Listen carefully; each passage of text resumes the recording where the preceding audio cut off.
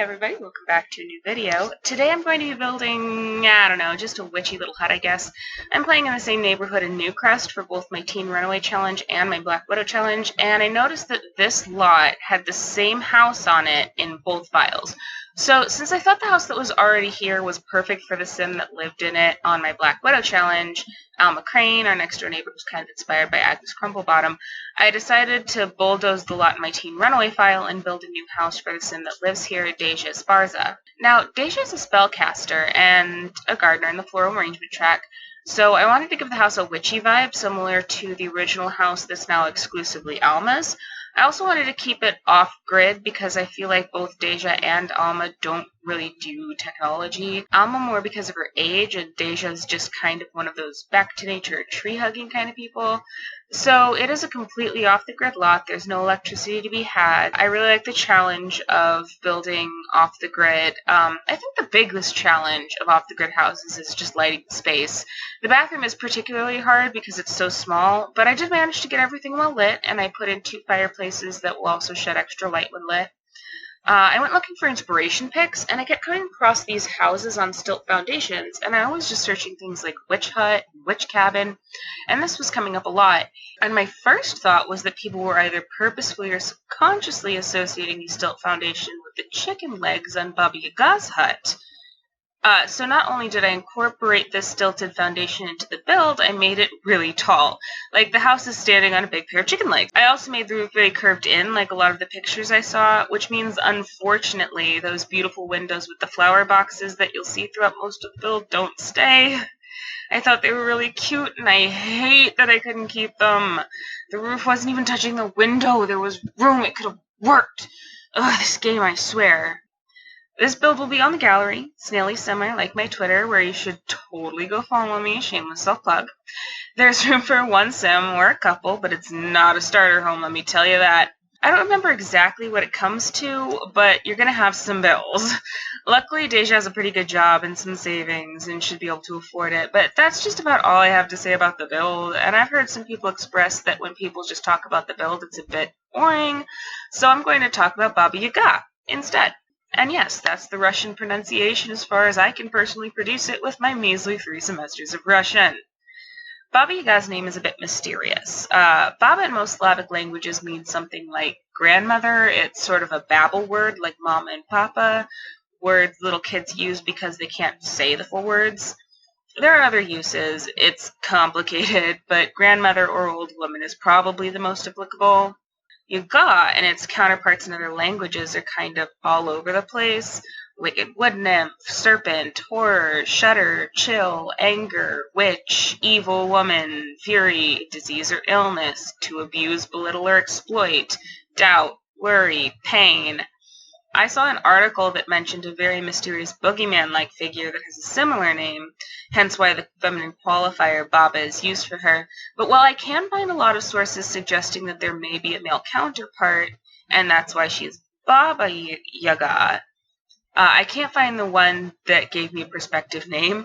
So it's also been suggested that Yaga is diminutive of Jadwiga, the Russified version of Hedwig.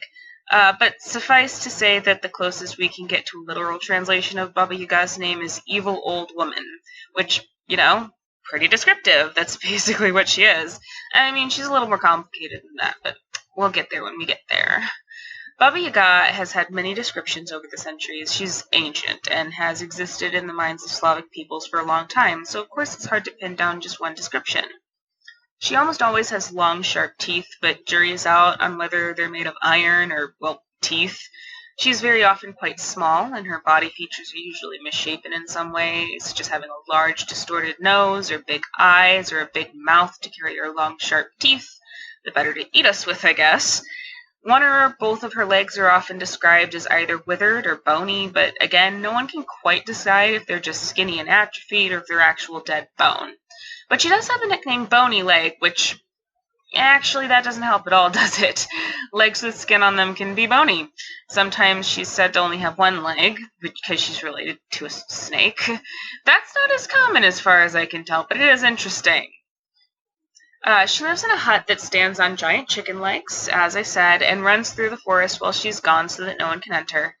And even if you can find it, it's not going to be easy to get in. The keyhole is a mouth ringed with sharp teeth, and sometimes you can't even see the door until you say the passcode, "Turn your back to the forest and your front to me."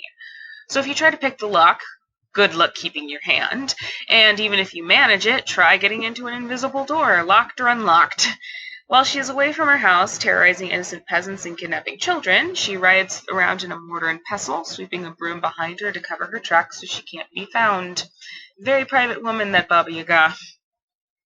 Baba Yaga, or being very much like her, appears in all kinds of different Slavic folklore traditions. Obviously, she can be found in Russian, Ukrainian, and Belarusian folktales, but the concept is also found in other Slavic cultures and people that the Eastern Slavs had close contact with. Bulgaria, Serbia, Bosnia, Croatia, Montenegro, Slovenia, and Romania all have some version of this character, or something very, very similar, often with a similar name, but not always. And even in Western Europe, there have been similarities drawn between Baba Yaga and Perchta and Holda or Hala in central and northern Germany, and this isn't even an exhaustive list. There are also some similarities to the witch in Hansel and Gretel, but for that I'm going to need to tell you the tale of Vasilisa the Beautiful. Once upon a time, there was a merchant who with his first wife had a beautiful daughter named Vasilisa.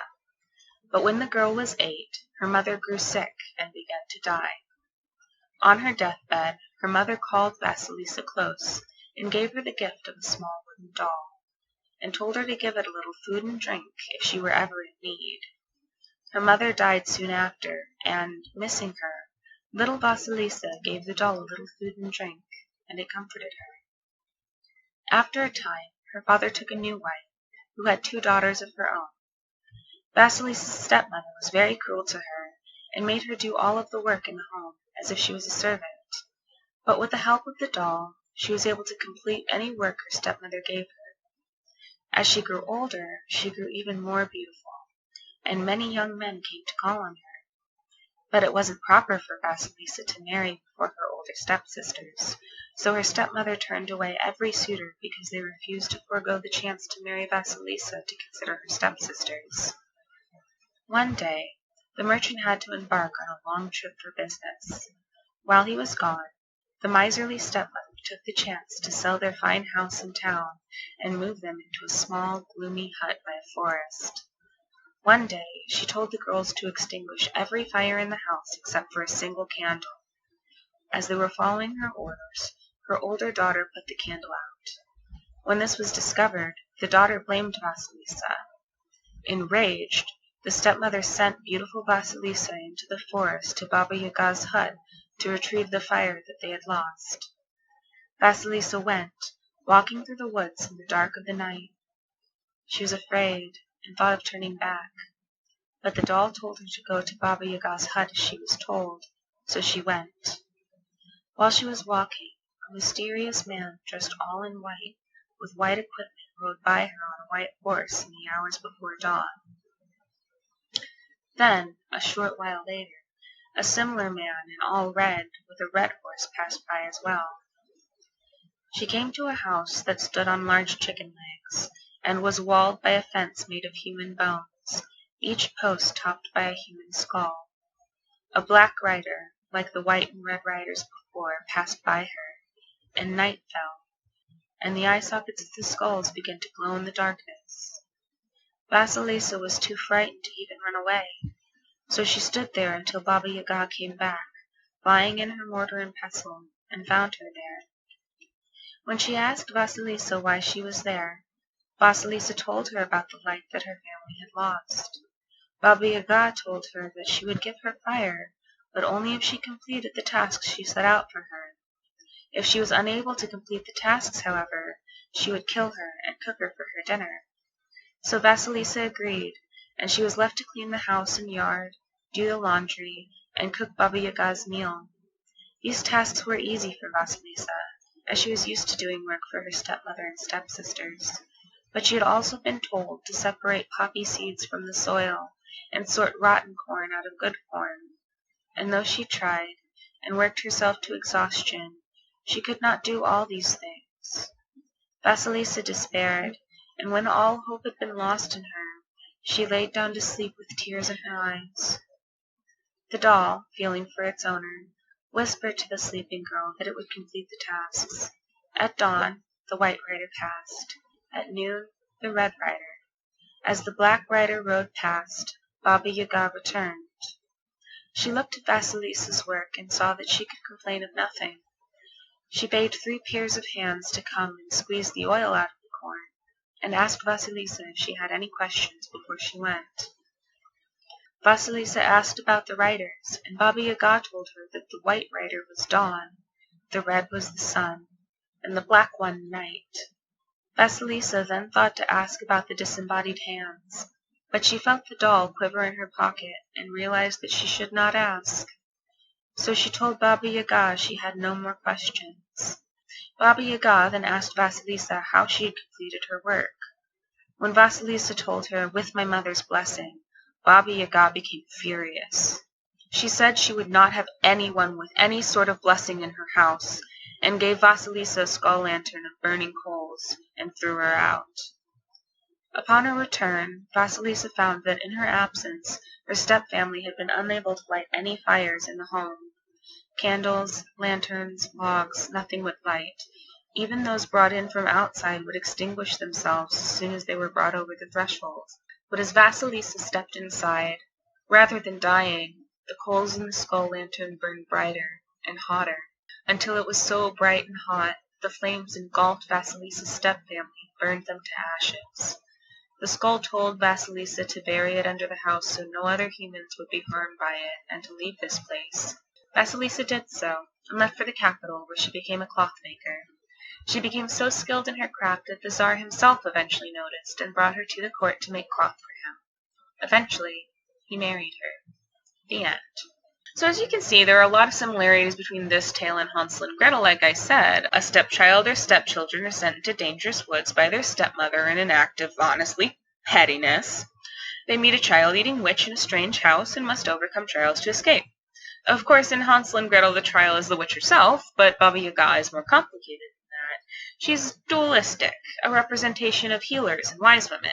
She's a witch as they might have been seen in pre-Christian times, not simply a symbol of evil, feminine power, but a wise and often helpful old woman who nevertheless wields great and terrible power.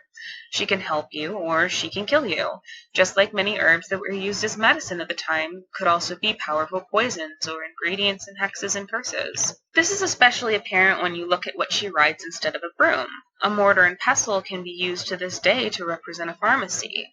Because as useful as they are in the kitchen, the mortar was even more useful in the potions lab, and even today in modern chemistry.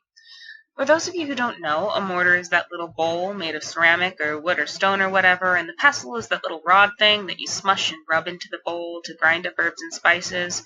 If you've ever seen someone mix dry pigment, you may have seen one, or if you've seen someone in a show make a potion, you may have seen one. Basically anything you want to grind into a powder, this is what you would have used before blenders and food processors. I actually wonder if maybe Baba Yaga is kind of the first European-style witch. She has a lot of the hallmarks, but just different enough, and hers kind of make more sense if you think about it than Western European witches. Why do witches fly on brooms? Heck, if anyone really knows. There have been theories put out ranging from it being a Scarian version of domesticity to the brooms themselves being made of materials that can be psychoactive if put in certain between the leg area as if riding it. But why does Baba Yaga have a broom? Why, to cover her tracks, silly. Why else would she have one? Things about Baba Yaga make symbolic sense, where a lot of things about post-Christian thoughts on witches just don't. So let's dig into the symbolism a little further. The chicken legs, that's weird, right? Where'd that come from? And if she's the prototypical witch, where did it go when those tails migrated? Well, first of all, the fusion of something living and something non-living is almost highly symbolic. There have been a few theories floated, and for me, the most compelling explanation is that Baba Yaga's hut exists as sort of a liminal space between our world and another. Baba Yaga herself is very liminal as a character, on the cusp of life and death, with the potential to be or bring either. So as a liminal space, of course it's an inanimate object attached to a living thing. That's her whole shtick. But I also want you to take a look at this for a moment. This is a picture of a traditional storage hut used by nomadic hunter-gatherer Siberian cultures of the Uralic and Tungusic families. This particular one is a Sami construction. Notice the tree stumps being used as stilts. These have been used for hundreds, maybe thousands of years by these nomadic peoples to store food and supplies while they're away for long times. They find or plant trees very close together like this, then cut them off uniformly at 8 to 10 feet off the ground, and build these little windowless, doorless huts on top to keep their supplies away from animals. Now, imagine it's a couple hundred years ago, and you're an Eastern Slav wandering through the woods. And you come across one of these huts, but it's far away, and you're looking through the trees, and maybe you've got poor vision, but glasses haven't been invented yet. And most importantly, you exist in a time when you and everyone you've ever known believe that the world around you is full of magic. You're not familiar with Occam's razor or the scientific method, and you're not prone to looking for logical explanations first. You see something weird, a wizard did it. So you go back to your village and say, "You'll never guess what I just saw." And your buddy says, "A witch?" And you're like, "Of course it was a frickin' witch." And her house, it was on, get this, chicken legs. And your buddy thinks that's weird. Yeah, but it's a witch. Why wouldn't her house have chicken legs? Can't explain witches, right? Baba Yaga goes in, Baba Yaga goes out. You can't explain that. So yeah, that's kind of a short history explanation, whatever, of Baba Yaga. I wouldn't say Deja's much like her, but I think she'll love her cute little stilt cabin anyway. If you watch my Runaway Teen Challenge, see if you can spot Deja in the background. Here's her.